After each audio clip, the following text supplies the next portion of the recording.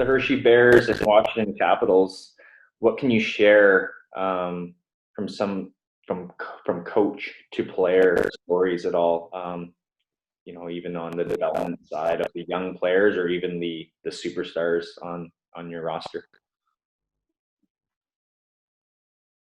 Yeah, I think the biggest takeaway for me has been with Washington is, and I go back to what I've already talked about, is how competitive our guys are. And we have some of the best players in the world.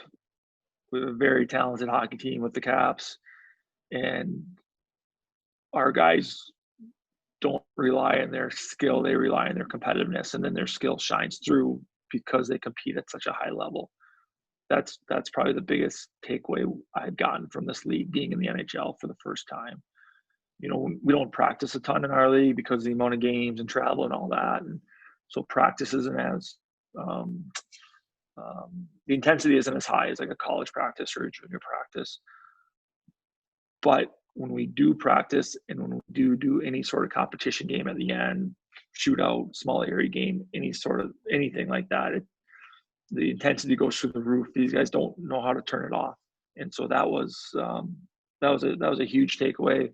And then the other thing would be that whether it's Hershey in the American League or the guys in the NHL, is they're constantly looking to get better, and it's they don't have as big as, like, our NHL guys don't have as big of steps to get better at. Obviously, they're pretty darn good, but they're much more focused. They don't waste a lot of time on the ice with what they want to do. So, two good examples I can give is, Nick Backstrom doesn't always stay on after practice or get on early, but when he does, it's very focused work, and a lot of it is if he doesn't like what he's doing on the half on the power play, he'll stay out and just take rims on the wall, so he can just work at getting pucks off the wall, which he takes a ton of rims on the power play, and getting set up and making plays, and he'll do that and be really efficient with that. Or TJ Oshie spends a lot of time after practice, but it's he wants pucks in his skates, and then you see him in the game and he catches a puck in his skate, and you're like, well, when I used to watch him do that, I'm like, man, how does he do that? Like, how does he make that look so easy? And then when you watch him practice, well, that's what he works on.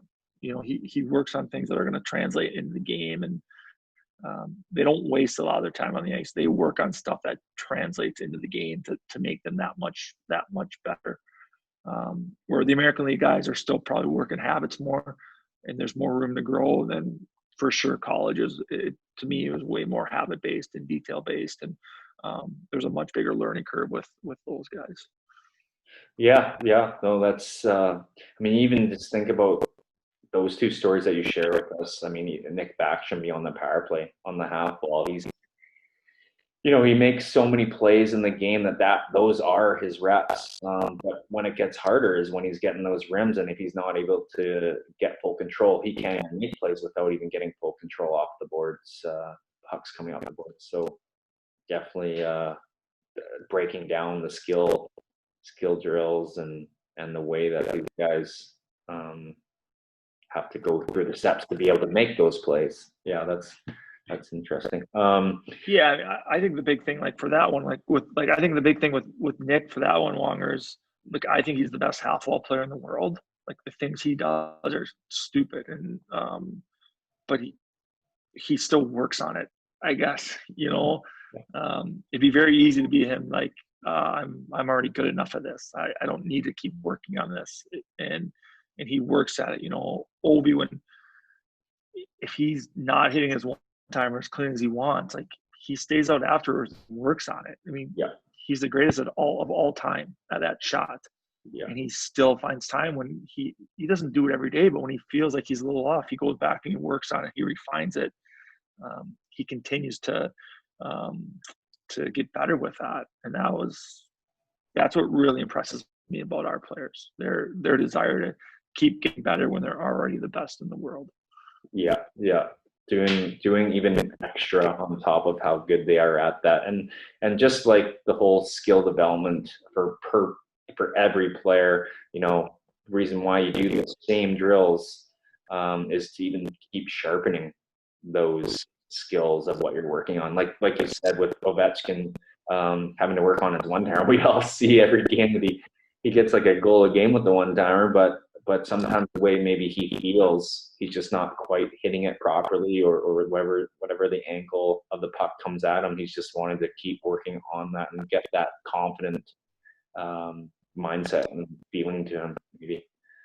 Yeah, I think the other thing that is we all watch the highlights when he scores the next day, and you're like, oh, he scored another one from that spot. But the reality of it is every team takes it away from him. So he might only get one a game, or if he's really fortunate and our power play is zipping around, he gets 2 or 3, but it's not like teams just let us feed him over and over and over again.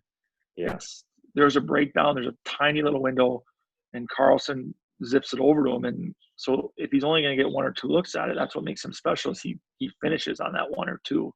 But he doesn't have the luxury of getting 10 or 12 of those, of just teeing off. And so he needs to be really efficient when he does get it, and that's obviously he is. So. Yeah, no, that's pretty cool. Any how about even, I guess we played against TJ Oshie back in that year that we played together in North Dakota. That was my first 2 games in NCAA.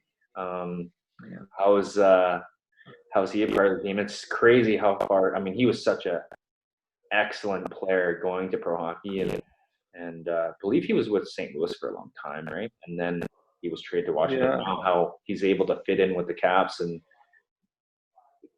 he's doing so well now, even on just giving on that role. Yeah, I mean, he's a special player, special human being, big time leader for our team, great in our room, fits in that I guess bumper spot on our power play great, because he has the ability to finish or to distribute, and understands the spacing on the ice as good as anybody. Is always kind of moving into quiet areas. And then I go back to this, but his compete is off the charts, and he never gives up on play. He even in practice, we do a lot where we'll do either 30-second or 45-second power play shifts. So so guys are playing fast and trying to be more efficient in practice. And a lot of times I'm the one in charge of the clock, and so I'll be counting down. If it's a 45-second shift, I'll be 15 seconds left, 10 seconds left, and the PK will send the puck down. And I've gotten in trouble before because I've blown the whistle. There's 7 seconds left. Are they really going to go get the puck and bring it all the way down and score? And Osh gets mad at me. He's like, "What are you doing? It's not done yet. We still got 7 seconds to go score. If the goalie quicks up it and I make a play." But that's just his mindset of he never quits on a play, whether it's practice or in a game, and he's competitive. And then the other thing he loves is, like, he enjoys the game so much. He loves playing it so much, and that's contagious through our group. We have a few guys like that, but that gets contagious for sure.